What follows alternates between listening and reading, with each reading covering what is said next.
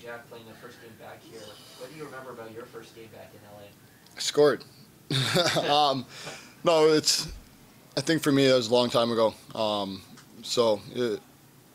don't remember that much, to be honest with you. I just, remember coming back playing this building. The ice felt like, it was like an Olympic-sized arena for me. But it's always great to come back and play in a place that you've played in before, and we look to get better results than we had last time out against these guys.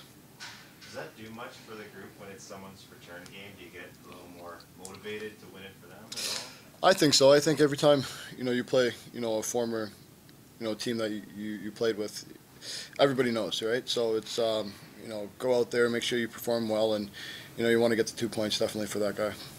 Sheldon yesterday was talking about all the chances you've had this season. Have you had a stretch like this in your career where you've had so many quality chances and not cashed them?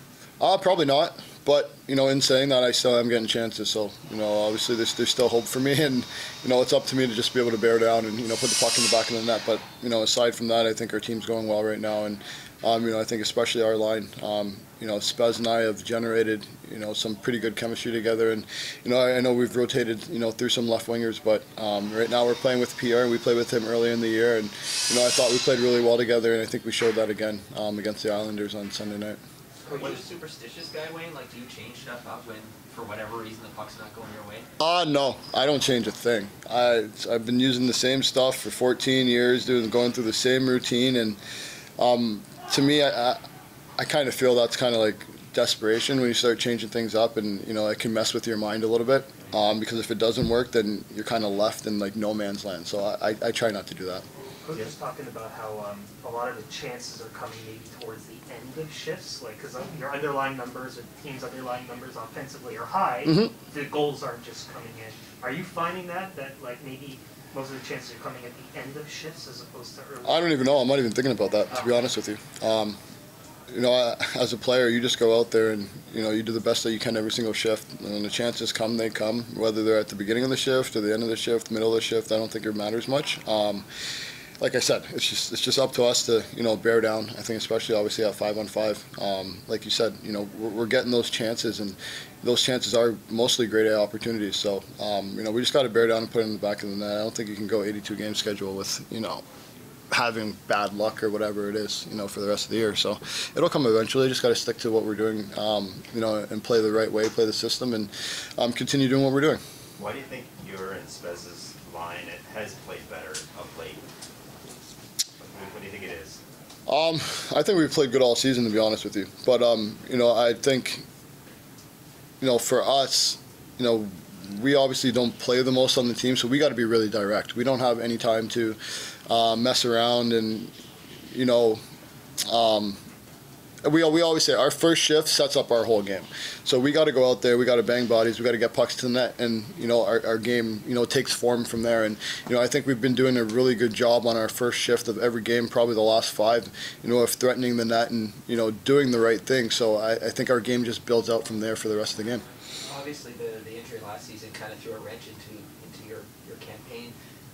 Did you feel quicker this season? You look like maybe you have a little bit extra step. Like, did you focus on anything else? How would you describe it? You know what? I actually skated a lot more with our development team. Came in 2-3 times a week, during the summer to work with Barb Underhill. And I think it helped me out a lot. Not only Barb, but Barb handled the skating aspect, but working with like Denver Manderson and Nikki Antropov. Just those little skill things, protecting the puck and things like that. I think I kind of got away from that, with all the injuries that I had, because I spent a lot of time doing rehabbing and stuff like that. But this summer I was able to, get right back to the ice immediately, and I think it's worked for me.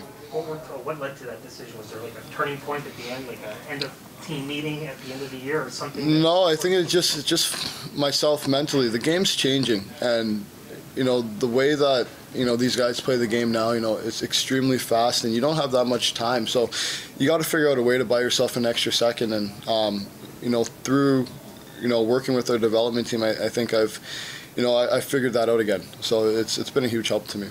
How would you describe what you're seeing from Jack Campbell this season? Brilliance.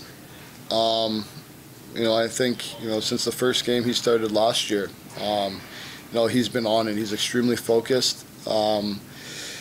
he's just got that attitude that, you know, when we know, you know, if we give up an opportunity, you know, we know he's got our backs, and he's very vocal about that. He lets us know that, and you know, for us, it's comforting. So it allows us to get to our game without thinking twice about, you know, closing gaps or getting up on guys quick. And you know, he's been unbelievable this year.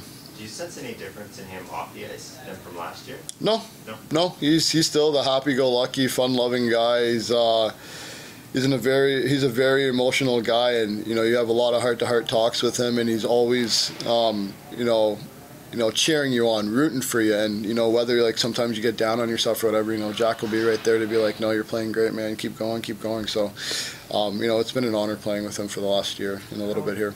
How impressive is it that he can have that personality and still be as focused as you said, not to go hand in hand, but sometimes the guys that always seem so focused are a little bit more quiet and reserved?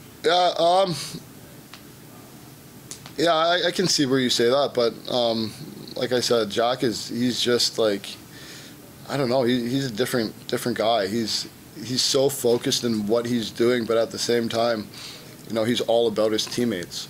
So he's always there for you no matter what, whether it's, you know, on the ice, off the ice. And you know, for him to be able to, you know, do that while still continuing to focus on his game, I think is a huge, you know, it's an unbelievable you know, aspect for a goalie to have. What have Camp and Cash, you know, childhood buddies who have now come to this team, brought to the team? They already have baked in chemistry, I think, as you can tell. And you know, the two of them together is, you know, they're great. And you know, they've brought that. Those guys have never say die attitude. You know, they're always in on plays. You know, they're always forechecking, back checking, blocking shots. They literally do whatever is necessary, you know, for our team to win. So you know, they bring a lot of grit, and you know, they've been adding, you know, some offense to our team as well. So you know, it's been great to have those guys.